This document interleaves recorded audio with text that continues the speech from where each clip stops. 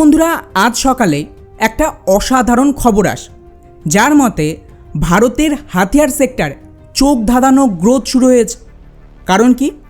কারণ হলো গোটা বিশ্ব থেকে ভারত একের পর এক হাতিয়ার রপ্তানির ডিল পাচ্ছে। আর এগুলো কিন্তু কোনো ছোটোখাটো ডিল নয়। ইন্ডিয়ান এক্সপ্রেসের রিপোর্ট অনুযায়ী ভারতের হাতিয়ার বিক্রি গত বছরের তুলনায় 63%, ভালোভাবে শুনবেন, 63% বৃদ্ধি পেয়েছে, যা হিউজ। আর এটা এমন মারাত্মক গতিতে এগোচ্ছে যে শুধুমাত্র ভারত নয়, এখন তো ইউরোপের মিডিয়াও একে রিপোর্ট করছে। যেখানে জার্মান মিডিয়ার রিপোর্ট অনুযায়ী 2025-26 সালে ভারতের যে হাতিয়ার রপ্তানি, সেটা কিন্তু $4.1 বিলিয়ন পার করে গেছে, যাকে ভারতীয় টাকায় ধরলে প্রায় 38,000 কোটি টাকার বেশি। যেখানে গত বছরে এই নাম্বার ছিল মাত্র 23,000 কোটি টাকা।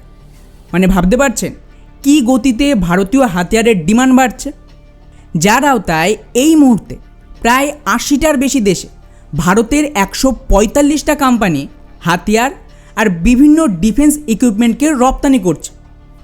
আর বন্ধুরা, এখানেই সবচেয়ে বড় টুইস্ট।